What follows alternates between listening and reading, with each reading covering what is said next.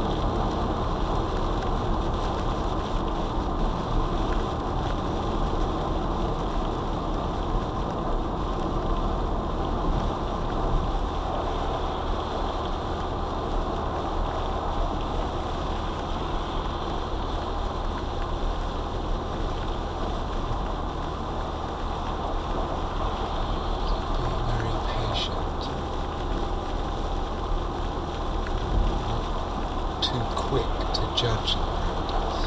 Remember, whether there's a feeling or not is actually very secondary.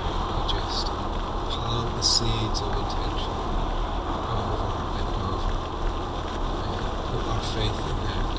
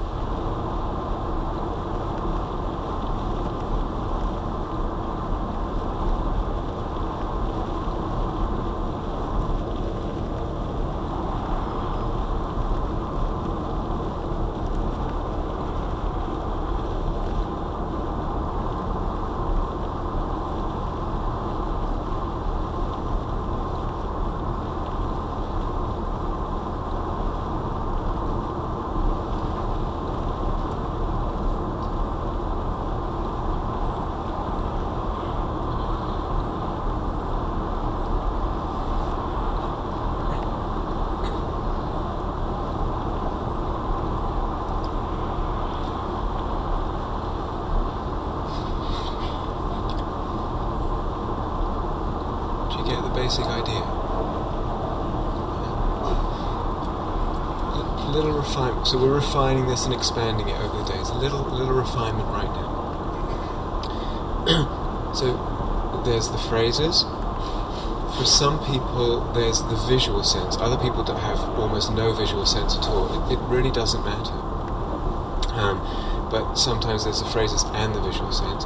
And there's also the kinesthetic sense, meaning the sense of the body, and I keep saying sensitive to the whole body. So you may have one of those three that is your primary anchor, your primary approach or avenue. You may have two of those three, or you may have all three kind of together in balance. All of that is fine. What works for you, what works for you. Sometimes we assume, oh, I should be because I actually I'm a massage therapist, so I should be a body type and kinesthetic, maybe, or I'm an artist, I should be visual. It doesn't tend to work that way. Find out now, in the moment, what works for you, what kind of metta practitioner you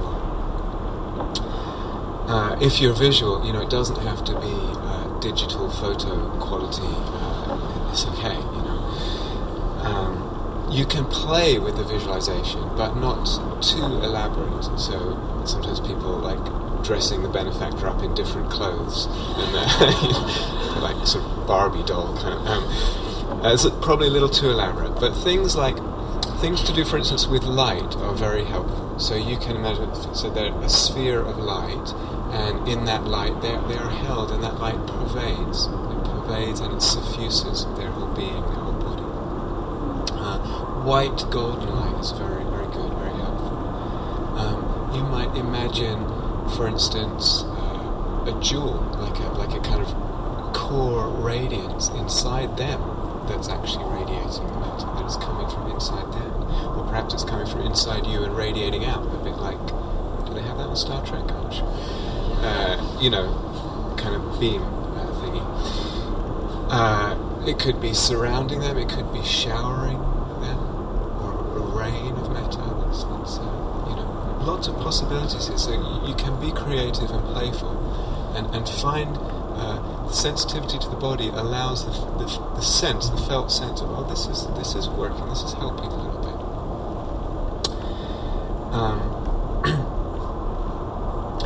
Some people are very kinesthetic right from the beginning, and so you can again imagine a kind of energy, or sometimes even feel an energy radiating out, a warmth, a softness, a care, radiating out, expressed almost in the energy field of the body, if that makes sense. And it's moving out from you, from this whole body, moving out to embrace and permeate the benefactor. Or if one's doing it for oneself, the light can be for oneself, of course, and the physical, kinesthetic feeling for oneself. Will that make sense? Yeah?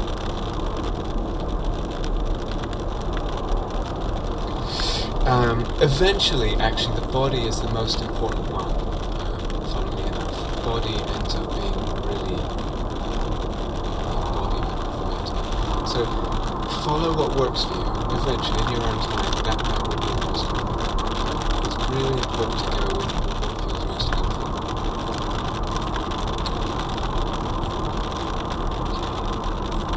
That's probably plenty to be gained. Today, feeling into the practice, and as I said before, really being free to move between yourself and the benefactor, whatever feels easiest, and just do both today, but don't feel like you're bashing your head against a brick wall too much. Go.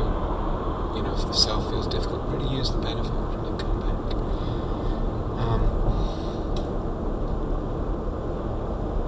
Okay, so we have a period for walking meditation now. Now with walking, again, you can be quite creative. So generally we walk between 2 points, or you could just stand for a long time as well. You can imagine, if you're walking, you can do the same thing. You can be walking in a bubble of light, you can be walking saying the phrases, you can be walking in this kinesthetic energy field of the body. If you're doing it for the benefactor, for instance, you're standing at one end, and the benefactor might be in your imagination at the other end, and you're walking towards them, wishing them well. And then when you get there, miraculously they appear over there, and you have to walk back. Or, very lovely, you can walk beside them, very beautiful, and walking together in the imagination, in this cocoon of kindness, of warmth and care. Walking is really just picking a path and walking slowly, gently, back and forth, stopping when you want for as long as you want, etc. Find your way of working with this.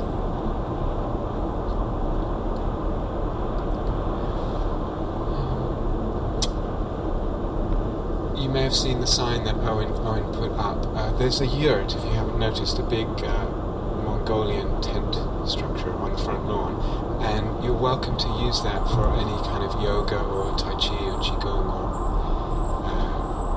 weightlifting,